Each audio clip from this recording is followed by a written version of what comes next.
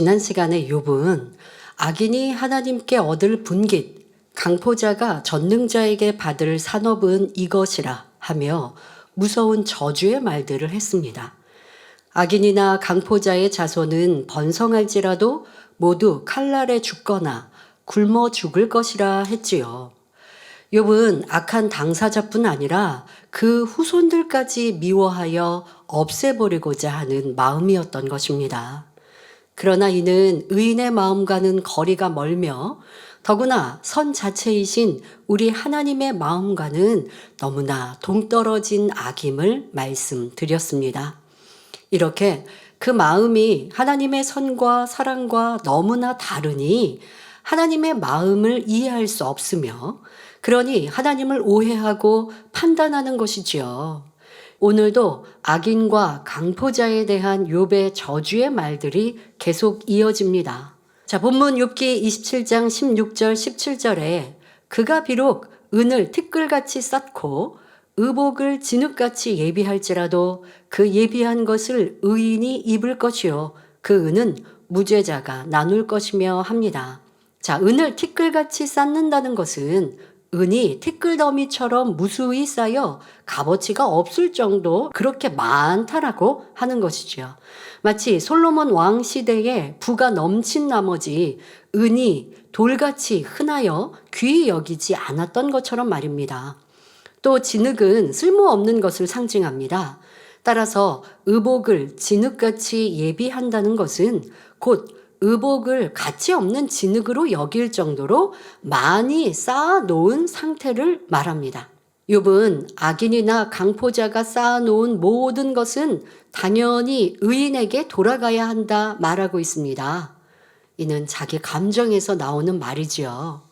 세상 사람들은 종종 큰 부자를 볼 때 아마 저 사람은 힘없는 사람들을 착취했거나 불법으로 재물을 모았을 거야.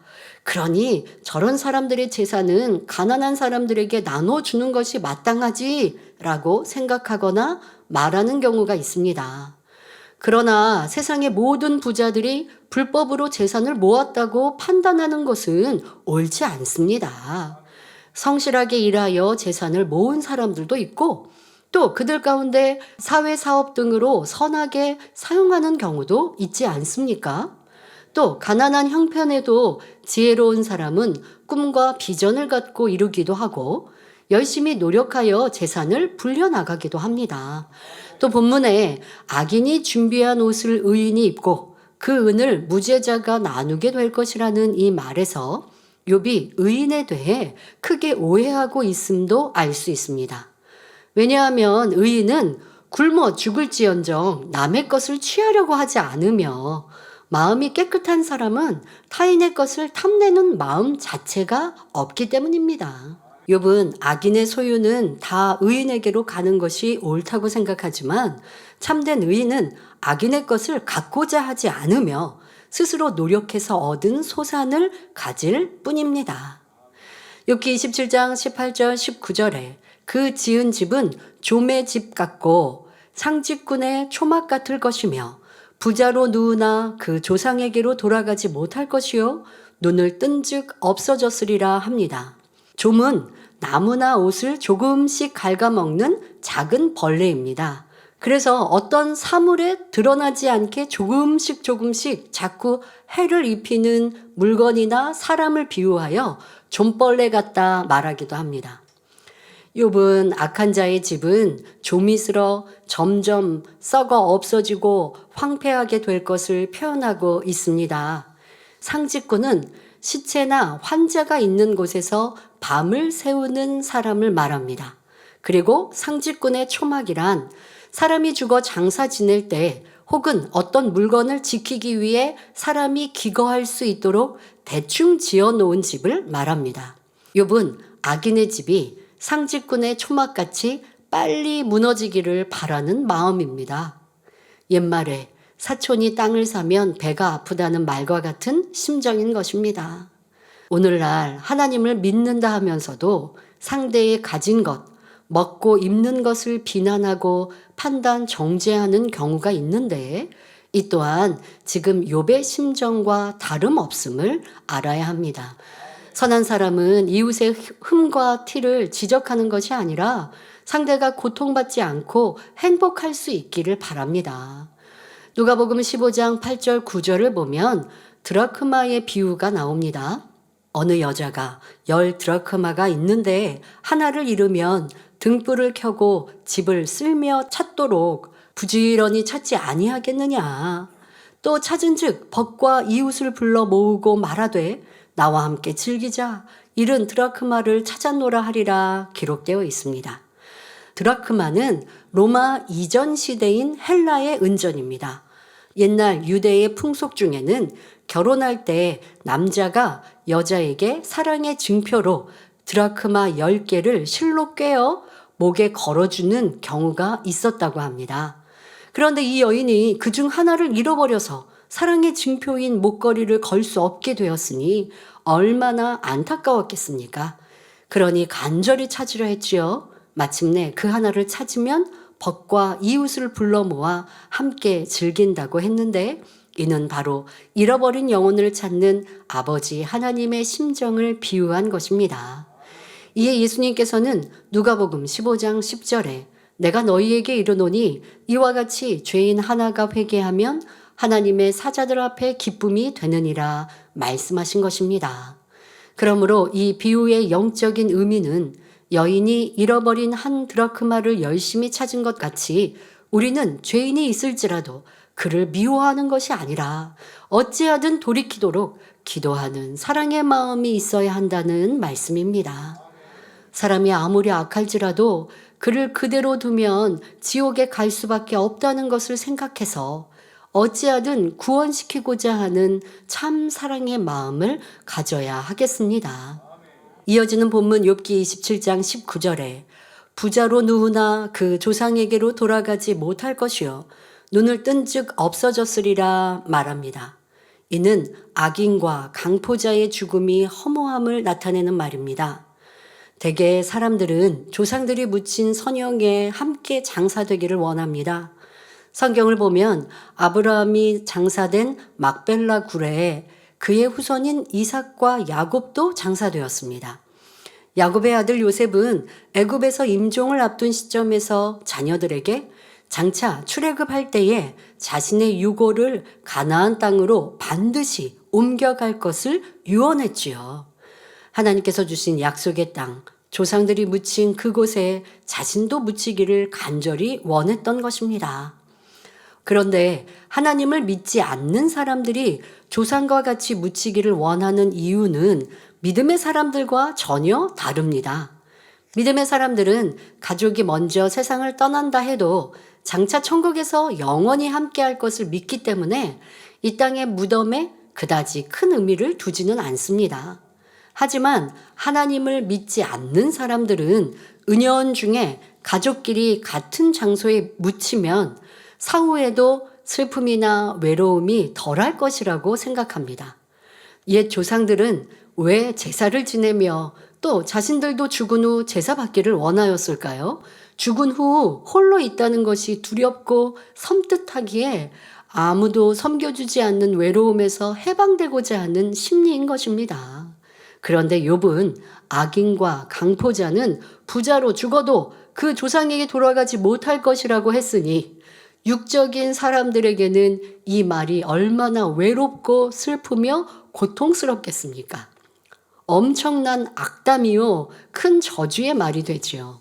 그러나 우리는 바로 알아야 합니다. 세상 사람들은 죽은 조상들을 위해 제사를 드리면 그 조상의 귀신이 와서 제사 음식을 받는다고 생각합니다. 또 제사를 지내면 조상의 귀신이 자신들을 도와주고 보호해 줄 것이라고 생각하죠.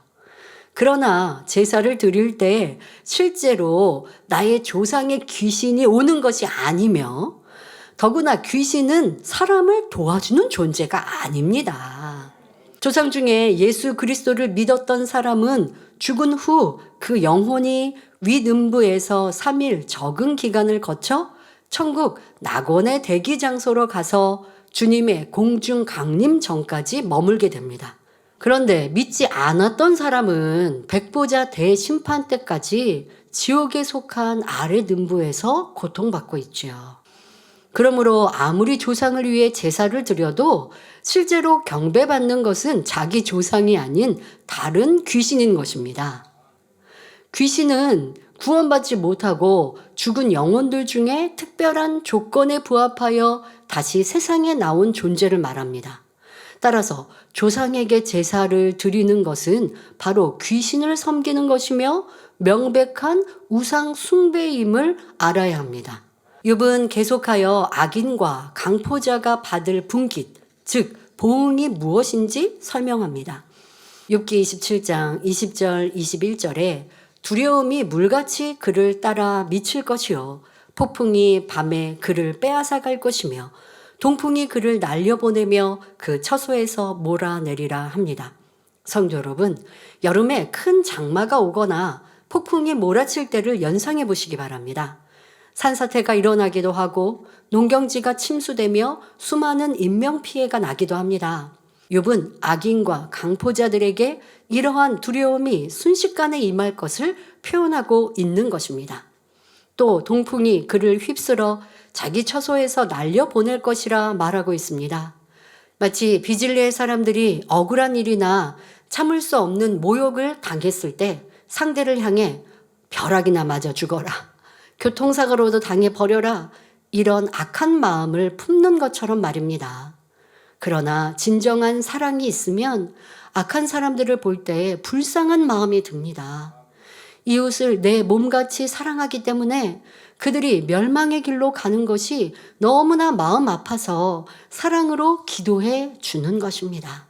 욥기 27장 22절에 하나님이 그를 아끼지 아니하시고 쏘시나니 그가 그 손에서 피하려 하여도 못할 것이라 말합니다. 욥은 의인인 나도 하나님이 돌보지 않고 아껴주시지 않았는데 하물며 악인은 오죽하겠는가 하는 마음을 표현하고 있습니다. 악인은 더더욱 하나님의 심판의 손길에서 빠져나갈 수 없을 것이라는 말이죠. 이런 말을 하는 자체가 얼마나 악인지 욥기 강해를 통해서 이미 여러 번 말씀드렸습니다. 하나님은 악인에게만 쏘시는 분이 아니며 악인을 무조건 몰아내시는 분도 아닙니다.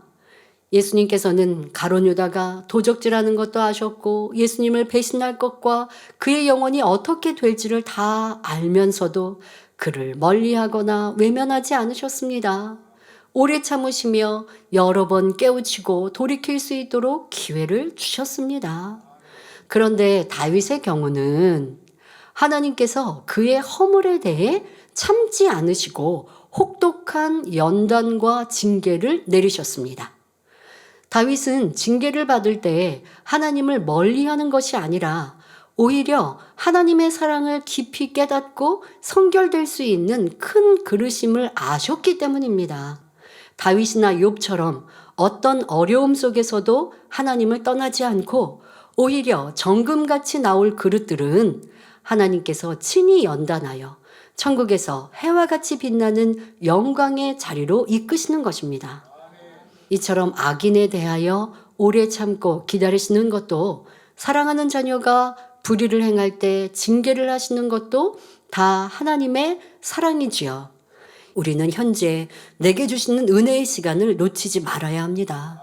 오래 참고 기다리시는 하나님의 은혜임을 알아 신속히 회복하여 더 이상 어둠에 물들어서는 안 되며 회개할 기회가 있을 때 돌이키는 지혜로운 사람이 되어야 합니다.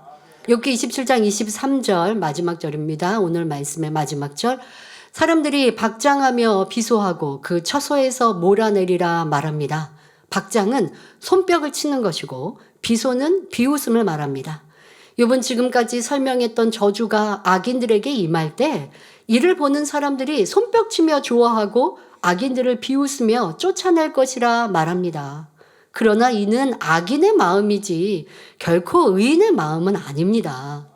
왜냐하면 다른 사람이 망하는 것을 보며 좋아하고 기뻐하는 사람 또한 악한 자와 다를 바가 없기 때문입니다. 선한 의인의 마음은 용서하는 마음입니다. 창세기에 나오는 요셉도 자기를 종으로 팔았던 형들을 용서하였고 오히려 공개하지 않았습니까? 동정녀 마리아와 정원한 요셉도 상대의 허물을 용서하는 선한 마음의 소유자였습니다. 이 외에도 성경에는 의인들의 아름답고 선한 마음이 참으로 많이 기록되어 있습니다. 그러므로 믿음의 선진들의 고운 마음을 닮아 진정한 사랑과 의를 이루는 모든 성도님들이 되시길 바랍니다. 요한일서 3장 1절에 보라, 아버지께서 어떠한 사랑을 우리에게 주사 하나님의 자녀라 일컬음을 얻게 하셨는고 말씀합니다.